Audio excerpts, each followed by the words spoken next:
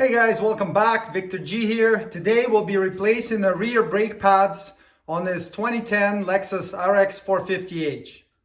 Before starting the brake pad replacement, check the brake fluid level. On the RX350 it will be over here. On the hybrid it's on this side. As you're compressing the caliper pistons, that will force brake fluid back into the brake fluid reservoir. So if your level is high, like at or above the max mark, see here we're quite full, then as you're compressing the calipers, the brake fluid may overflow through the cap. So if your brake fluid is pretty high, use a syringe or a turkey baster or something along those lines to suck some of that brake fluid out.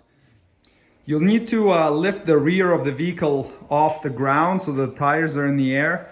The lift points in the rear are right here on the unibody pinch welds, and never work on a vehicle that's supported just by a jack unless you got to do like an emergency spare tire installation or something. If you're doing this type of a job, just get a pair of jack stands and you'll be safer that way. Remove the rear wheels using a 21mm socket.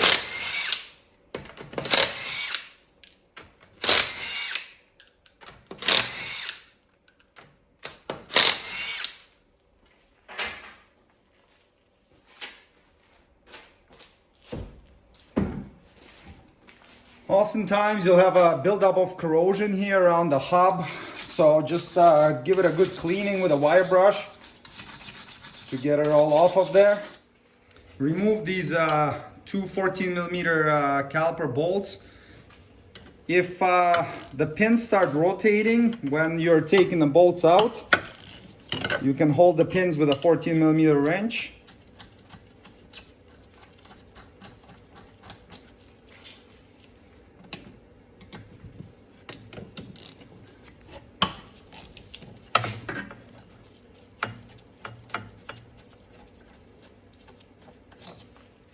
Take the caliper off and set it aside. You can rest it up here.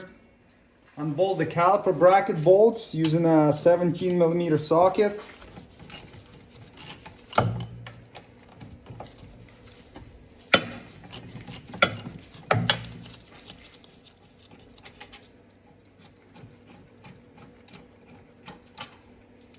Get the caliper out of the way. Now, to get this rotor off, there is a couple ways to do it. One is to use a M8 by 1.25mm bolt and thread it into one of these holes. I like to put some anti-seize on it just so it spins easier. The other way is to bash on this rotor with a hammer. It's not my preferred method, especially if you're gonna be machining it and reusing it. If the rotor is garbage, yeah, you can beat the hell out of it with a hammer and take it off. But if you're gonna machine on a lathe, then you don't wanna damage it. So we'll get this bolt in and tighten it until the rotor comes off. Nice and easy. Now you can take the rotor off the vehicle. And clean up the hub real well. You don't want to have any high spots from rust on it or any chunks that can fall between the hub and the rotor when you're installing it on. So use a nice wire brush and give it a really good cleaning. These rotors are still well above minimum thickness, so I'm going to machine them and turn rotors like these into rotors like these. Let's reinstall our freshly machined rotor. So what I do is I always line up these marks from where the holes in the rotor are with the holes in the rotor. That way, if there's any ridge there or anything like that, it's going to go into the hole and it's not going to cause a vibration and make the rotor not sit flush. Get it on there, and then you can use a lug nut just to hold it in place while you're assembling everything. And lastly, install this little access hole plug that you use for adjusting the parking brake. If you install new rotors, you definitely need to adjust the parking brake after. With the ones that you're reusing machining, you may not have to, and you can watch my video on how to adjust the parking brake. I have it on my channel. Let's compress the caliper piston. There are a couple ways of doing it. You can grab a big channel locks and just press on here and push it in that way, or you can use a brake caliper piston compressor like this. Okay, it's compressed all the way. And make sure that this boot here is not popped out. Sometimes it will sit higher than the piston, and what will happen is when you're sliding the caliper onto the pads, it will roll the boot over the edge of the piston, and when you apply the brakes, it's gonna tear a hole in it, and that will allow water and dirt to get inside and potentially cause a leak. If you run into a situation where the boot is elevated, you can use a small flat blade screwdriver. Now be careful because you don't want to puncture a hole in this boot. You can go in and pull it back a bit, and it will allow the air behind it to escape, and then you'll be able to finesse this boot back in place properly. So pull it away from the caliper a little bit, let the air out, and then work its way in until it's sitting below the surface of the piston. Let's get this caliper bracket cleaned up and ready for installation. You'll see that there's going to be a lot of rust and dirt build up in here inside these slider inserts. So you want to go in with a wire brush and clean everything out really well. If the dirt is really stubborn, you can use a small flat blade screwdriver and just scrape it out from the inside. Something like this. These sliders are pretty clean on this side, so we don't have to worry too much. And then what I do is I'll pop them out of here. So just lift it up with a screwdriver and take it out. I do 2 at a time, that way you don't get confused as far as where each one goes, and you can reference the other side to make sure you install them correctly. And then you can see there's a lot of buildup inside here. So if you have like a drill with a brush head on it, you can get in there and clean it off real well. I'm in my garage, so I'm just using hand tools. And then clean this surface here as well, and then all the sides. So you want to scrape all the crud and rust and build up from there, and do a really good job. If you don't clean it all off and you can't get the pads in easily, the pads won't retract properly when you're braking, so it's going to cause premature brake pad wear, which is definitely not something that we want. So do a really good job cleaning all of them, and then take these sliders and just clean the backs of them really well as well. Make sure there's no buildup on them. And then once we're done cleaning all 4, we're going to test fit the pads and make sure they slide in there smoothly. Once you're satisfied with your cleaning job, you can reassemble these slider inserts, pop them in, make sure there's no gap here. Gotta be all the way in, and then we can go ahead and test fit the pads. Yeah, let's grab our brake pads. I only use Toyota or Lexus brake pads on my vehicles because I find with the aftermarket ones you have so many issues with vibration, rust, squealing noises, uneven wear. It's just not worth saving 20 bucks or whatever. So we want to see and make sure that the pads fit in there and slide through nicely. You don't ever want to have to like force them in with a hammer or anything. This one is doing real good. Check the other side, make sure it fits. Yeah, it's really good. Okay, I'm happy with that. Now pull out the slider pins and see if there's any rust or corrosion on them. Oftentimes they'll be really rusty if there's water that gets in there. You can take a little flat blade screwdriver and just clean this area right here where the lip of this boot sits, and that's gonna help it seal and prevent any water or dirt from getting in there. And then you can take some of this Toyota rubber grease. That's what's supposed to go on these slider pins. Never use a petroleum product because it will make the boots swell up, and then they're not going to seal properly and they'll cause all kinds of issues. Put a little bit of grease on the lip right here where it's going to seal to the boot and insert it. And then once it's in, I use a flat blade screwdriver just to pull this lip back a little bit and get any of the air that's trapped in there out. That way it's not going to keep pushing the pin out. Note how this pin has a little rubber O-ring on it, the other one doesn't, so that's why I do these one at a time.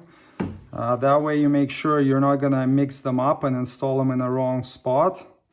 As if you go and pull all the pins out and then you'll turn around and not know where to install it. Okay, so that one's good as well. Sometimes the one with a rubber seal on it is a little bit harder to get in. Okay, they turn, they slide, great. Now we can take some of this brake protection paste and just apply it on the inside where the pads are going to sit. It's going to help them slide in there easier. Don't have too much, because if you get a bunch on the inside here, it will get on the rotor when you're installing it. So just remove any excess amount if you get some on there. All right, now we can get the pads ready. I set the pads up the same way they're going to go on the vehicle. So if I'm working on the left side, this will be the inside pad, this will be the outside pad. And then you can install the little squealers or the brake wear indicators on them.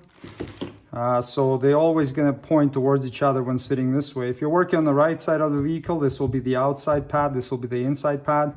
The pads on this model are symmetrical, so it doesn't matter which one you use. And then just clip it on until it clicks. Oh, drop that one. There we go. So there's a little tab on it right there, and that tab fits into the cutout on the brake pad. Sometimes if you try to install it and it doesn't go on, you can grab a little screwdriver there and push it on until it engages. That way it's not going to fall off. What I use on the back of these is this brake caliper grease from Toyota or Lexus. You don't need a whole lot, just put a couple dabs on there, and that's going to help prevent any squeal and holds the shims on there nicely. So just line them up and clip them on. Okay, and now we're ready to go ahead and reinstall them on the vehicle. You can grab your caliper and reinstall it. I like putting a little bit of anti-seize on the bolts. Just makes them go in nicer and makes it easier to do the brake job next time you have to do it.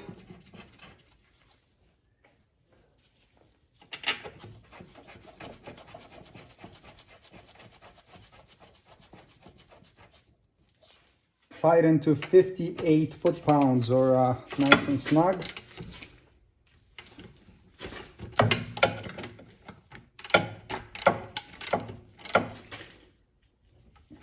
Good. Install your pads. They should slide in easily now that we've cleaned everything. There we go. Excellent. Now grab your caliper and slide it over and install the bolts.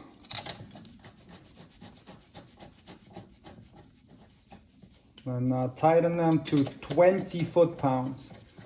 If the slider pins turn while you're tightening them, you can hold the slider pins with a thin 14mm wrench. Like that.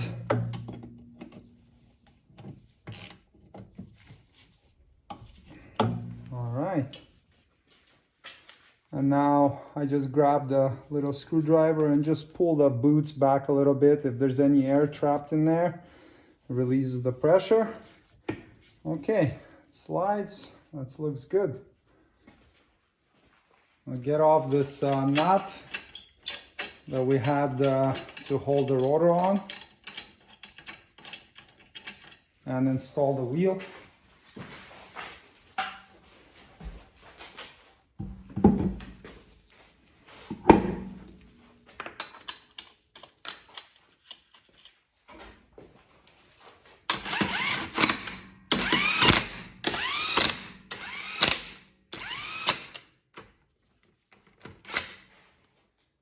Now repeat this procedure on the other side of the vehicle. Tighten to 76 foot-pounds.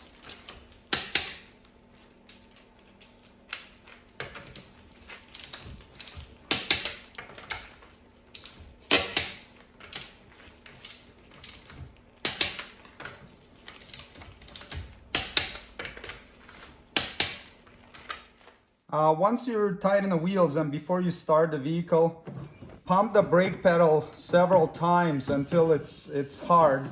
That's gonna take up any slack in the caliper pistons because we compress them all the way back. This is especially important on the hybrid vehicles.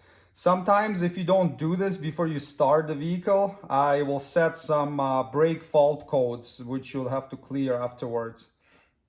So give it a few good pumps and then go ahead and check the brake fluid level. So with brand new brakes all around, your fluid level should be right around max level. If it's low, use .3 or .4 brake fluid to top it up. If it's really high, then use a syringe or a turkey baster to remove some of the fluid. And then you're good to go ahead and take the vehicle for a test drive. And that's it. The brake job is completed. Thanks for watching. Please check for product links below the video for any tools or supplies needed to complete the procedure shown in this tutorial. If you would like me to make a specific video, please leave a suggestion in comments. And don't forget to subscribe. See you next time. Cheers!